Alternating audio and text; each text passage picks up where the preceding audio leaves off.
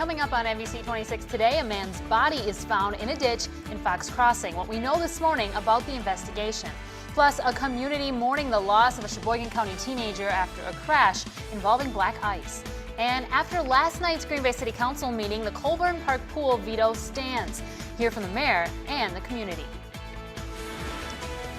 Well, what a difference a morning makes. We're waking up to temperatures in the single digits across the area. Mostly clear right now in Green Bay, though, 7 degrees. 5 out in Clintonville, 5 also down in Appleton, and we're seeing quite a bit of cloud cover still off towards our western communities. Compared to yesterday morning, we're anywhere between 25 to 30 degrees colder. And when you factor in the blustery winds, which we're still seeing at this hour, anywhere between 15 to 20 miles per hour, it makes it feel a whole lot colder outside. Everywhere is below zero. Waking up to feel like temperatures at 12 below in Green Bay, 15 below also down in Appleton and in Oshkosh. So you're going to want to layer up and bundle up as you are heading out the door this morning. And it's only going to get colder as we head into the next 24 hours. We're looking at a mixture of some sun and clouds throughout this afternoon. High temperatures struggle to make it into the double digits throughout the day today. Raquel? A silver alert has been issued for an 84-year-old Beloit man. Stuart Austin was last seen yesterday at 9 a.m. in the town of Beloit. He is 5'9" and weighs about 185 pounds. He has blue eyes and white hair, and he was last seen wearing a tan jacket, gray sweatshirt, and gray pants. He is believed to be driving a beige 2013 Lincoln MKS with Wisconsin plates 308 FCL. There's also a Wounded Warrior Project sticker on the back. He has a daily routine that includes visiting Mount Olivet Cemetery and visiting with friends. Anyone with info is asked to call the Town of Beloit Police Department. Well, police in Fox Crossing are investigating after a man's body was found in a roadside ditch. Now, investigators say that they're trying to work out exactly what caused that man's death and how he ended up there. Police say they discovered the body just after 1:30 yesterday afternoon on the 1900 block of American Drive near the Shady Lane intersection. They described the victim as a white, middle-aged man appropriately dressed for the cold. Investigators say it's unclear how long the body had been there. They were on scene all afternoon yesterday taking measurements and photographs, trying to piece together through crime scene reconstruction.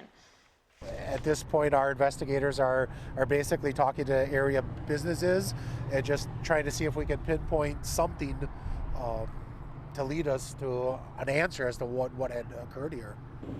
The Winnebago County Coroner's Office has taken the body for a pending autopsy. If you have any information on what might have happened, you're urged to call the Fox Crossing Police Department. Now, Sheboygan community is mourning after sheriff deputies say black ice caused an early morning crash yesterday, killing a 16-year-old girl. NBC 26's Marissa DiCandido was in Plymouth and has more on how the community is coping with this tragedy. Family and friends of 16-year-old Jodine Hins dealing with an unexpected tragedy, losing a young life too soon. I know it's a big loss to her family.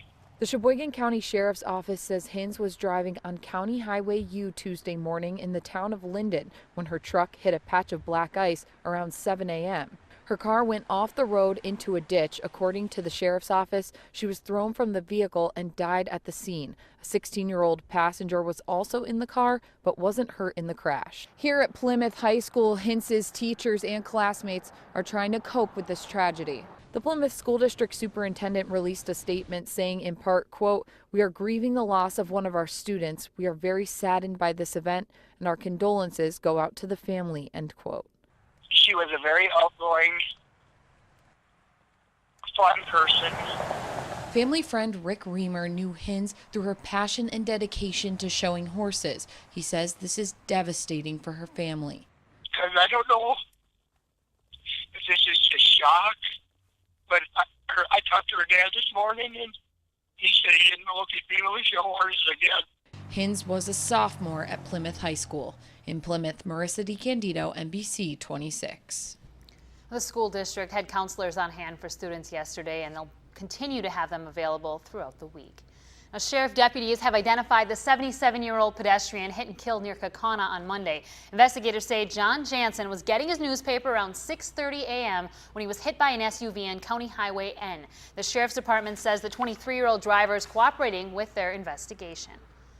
The Wisconsin Department of Transportation says traffic deaths are up nearly 6% in 2016. Wisconsin ended the year with 588 traffic deaths, which are 33 more than they had in 2015. Totals in 2016 were the highest since 2012, when 601 people died on Wisconsin roads. Well, a very cold and blustery morning we're waking up to on this Wednesday. West winds anywhere between 20 to 25 miles per hour. We're looking at wind gusts up to around 30, which makes it feel very cold outside. We're looking at wind chill factors at 15 below down in Appleton with temperatures in the single digits. 7 right now here in Green Bay.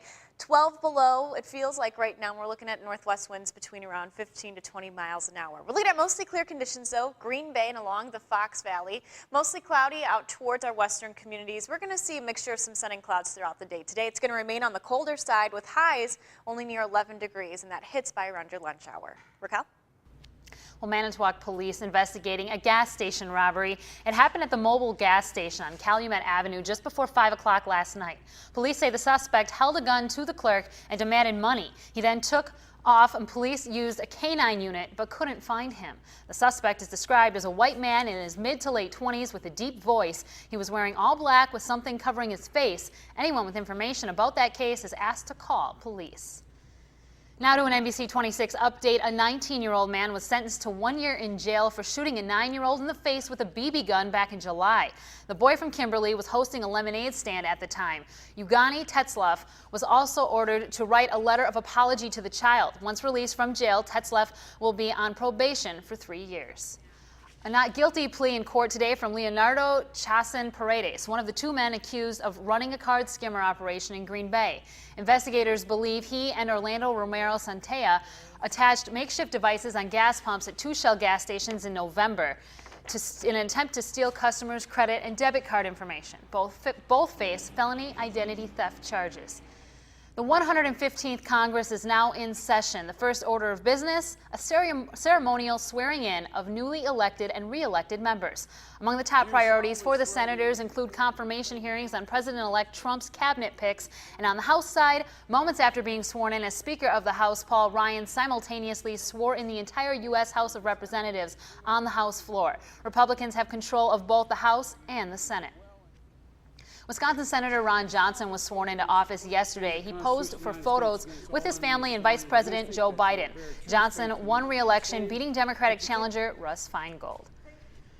Former President Bill Clinton and 2016 Democratic presidential nominee Hillary Clinton will attend President-elect Donald Trump's inauguration later this month. That's according to aides to both the Clintons. Former President George W. Bush and former First Lady Laura Bush will also attend. A spokesman has told CNN Bush's father, President George H.W. Bush, will not be attending due to his health. Former President Jimmy Carter also plans on attending. Last night, the Green Bay City Council failed to override a veto of plans for a new Colburn Park pool. Last month, aldermen voted to approve funding to rebuild it. A construction bid came in more than $2 million over budget. Mayor Schmidt vetoed that plan, saying it was too expensive.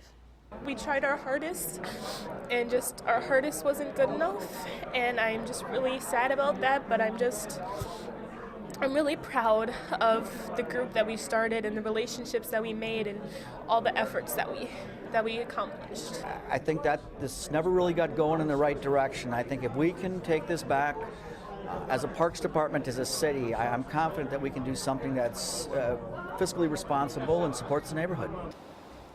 Officials say the pool is budgeted to operate as is this summer. Pool supporters fear project owners might sue the city if a new Olympic pool isn't constructed. A public forum held yesterday discussed overcrowding in Green Bay schools. According to a recent study, Baird Elementary is over capacity by almost 150 students. The proposal to build a new school would cost taxpayers millions, so the public's input was invited. The school board has until January 24th to decide whether or not they want to put a referendum on the ballot in April. Well, coming up, law enforcement agencies in the Fox cities are teaming up how they hope to help tackle the problem of hunger in the area.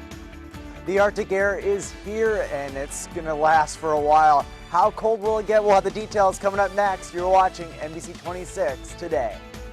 You're connected to NBC 26 Today with Haley Tenpax, Stephanie Mead Weather, Remote Weather with meteorologist Matt Hoffman, and Brooke Hayes.